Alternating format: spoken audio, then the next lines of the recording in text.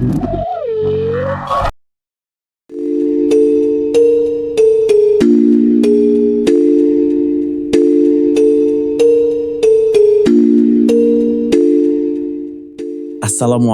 warahmatullahi wabarakatuh. Tidak semua arwah datang untuk menakuti. Sebagian datang karena masih memiliki janji yang belum selesai. Aku hamil 6 bulan. Setiap malam, aku lembur di kantor. Dan selalu ada seseorang yang menemaniku pulang. Sampai suatu hari, aku tahu orang itu sudah mati sejak seminggu lalu. Inilah kisah nyata tentang lembur malam. Tentang sahabat yang tidak pernah benar-benar pergi, dan tentang arwah yang memilih menjaga, bukan menakuti.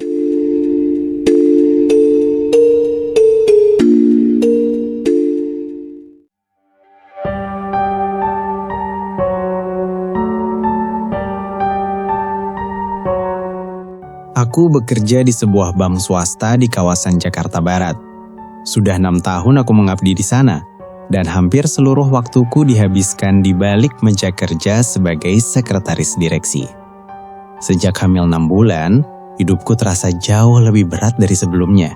Setiap pagi aku berangkat dengan komputer lain yang penuh sesak, berdiri berdesakan sambil menahan mual dan pusing. Namun aku tak pernah mengeluh, aku butuh uang, aku butuh bertahan.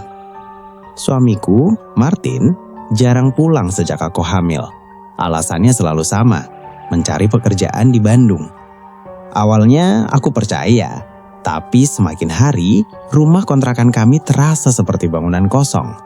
Aku sendirian, mengandung anak yang bahkan jarang disentuh ayahnya sendiri.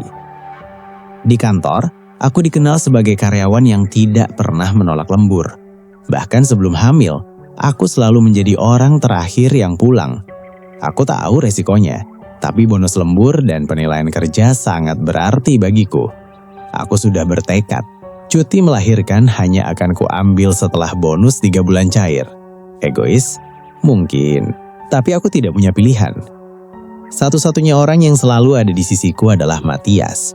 Ia bukan atasan langsungku, tapi posisinya cukup tinggi dan disegani. Kami bersahabat sejak lama.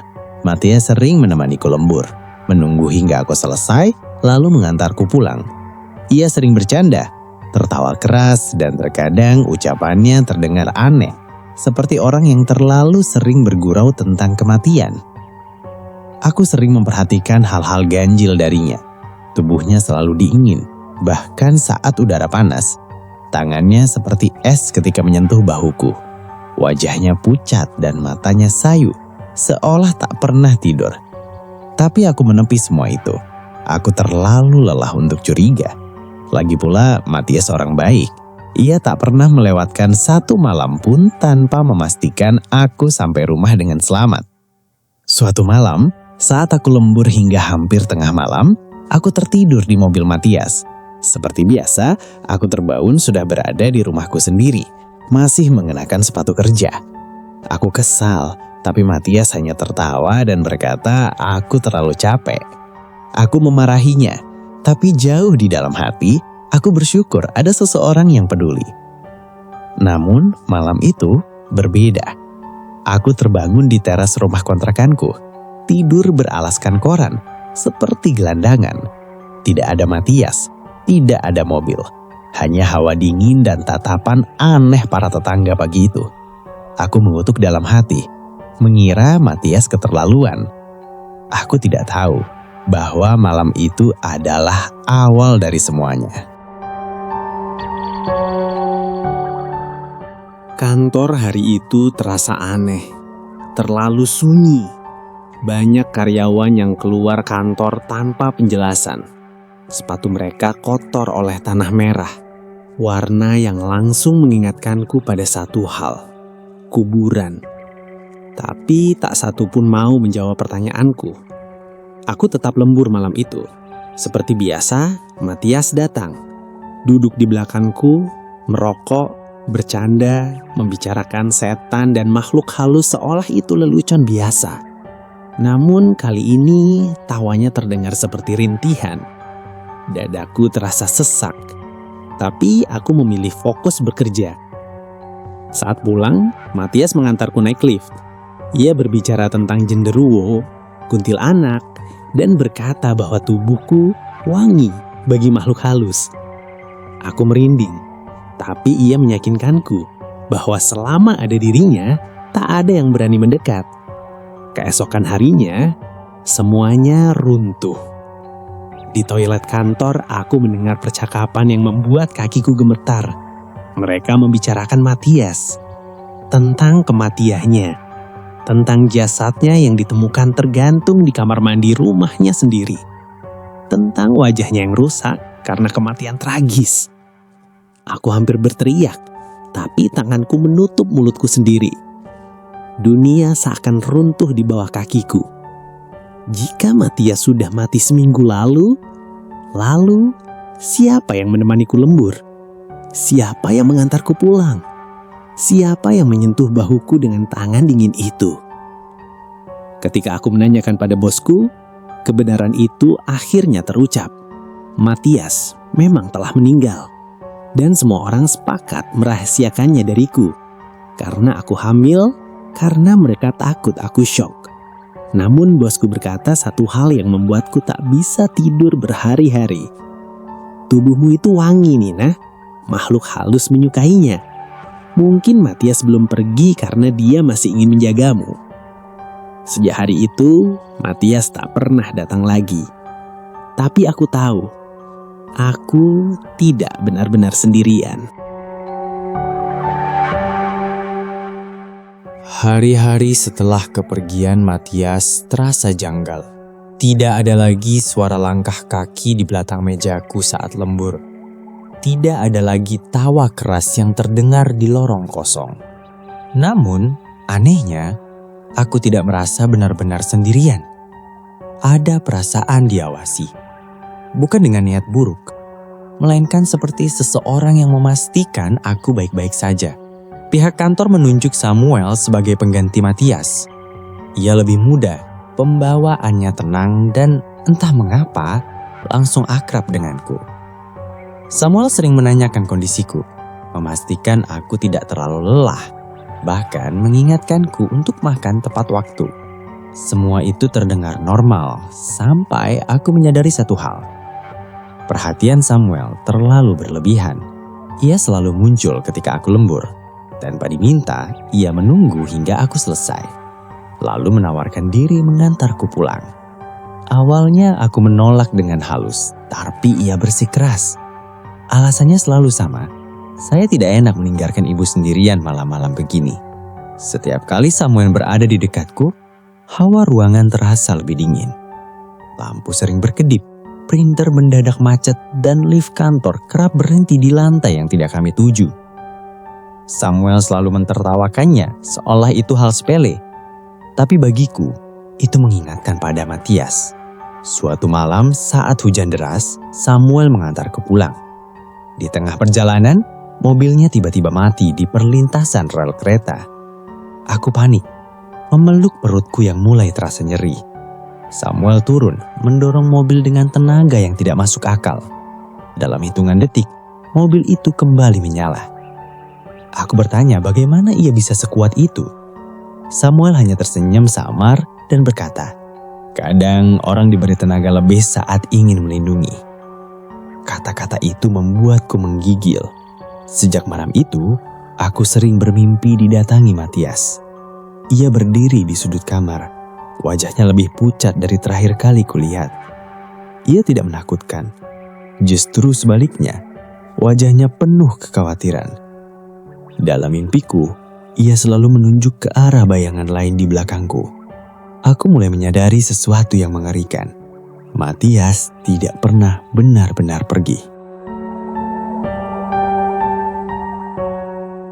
Kantor kembali berduka. Kabar itu menyebar cepat, seperti bisikan kematian yang tak bisa dibendung. Samuel meninggal.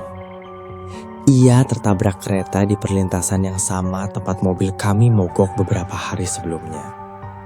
Menurut saksi, Samuel berlari ke tengah rel sambil berteriak menyebut namaku.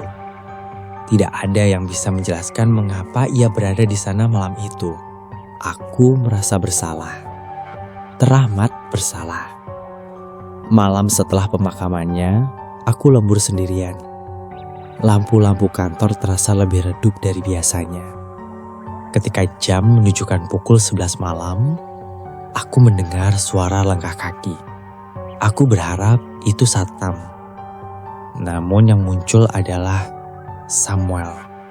Wajahnya lebam, matanya kosong, dan tubuhnya basah oleh darah. Tapi ia tersenyum padaku. Senyum yang sama seperti saat ia masih hidup. "Maaf, aku telat," katanya pelan. Aku mencerit, tubuhku gemetar, perutku terasa sakit luar biasa. Dalam ketakutan itu, dua sosok muncul bersamaan di belakang Samuel.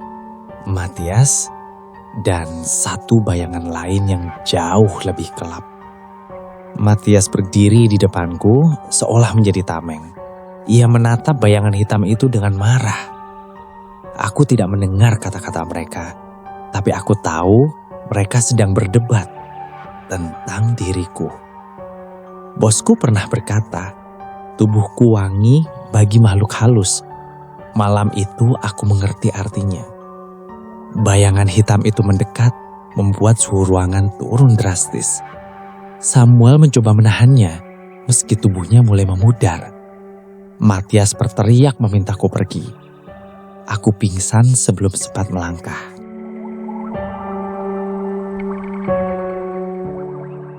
Aku terbangun di rumah sakit. Bayiku selamat.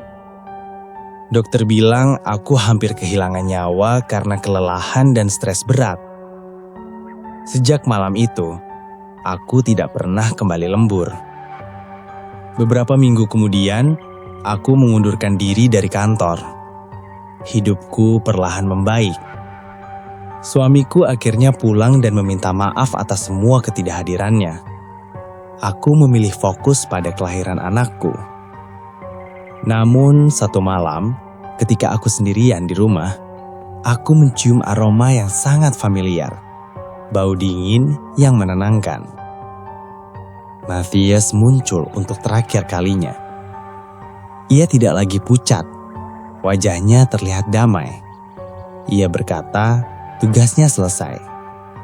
Samuel juga muncul, berdiri sedikit di belakang, tersenyum tipis. "Mereka tidak akan mengganggumu lagi," kata Matias. Aku menangis. Aku ingin berterima kasih, tapi kata-kataku tertelan isak. Sebelum menghilang, Matias menatap perutku dan berkata, "Anakmu akan baik-baik saja." Sejak malam itu, aku tidak pernah melihat mereka lagi. Namun terkadang, saat aku terjaga di malam hari, aku merasa ada yang menjaga dari kejauhan. Bukan untuk menakuti, melainkan karena cinta yang belum selesai.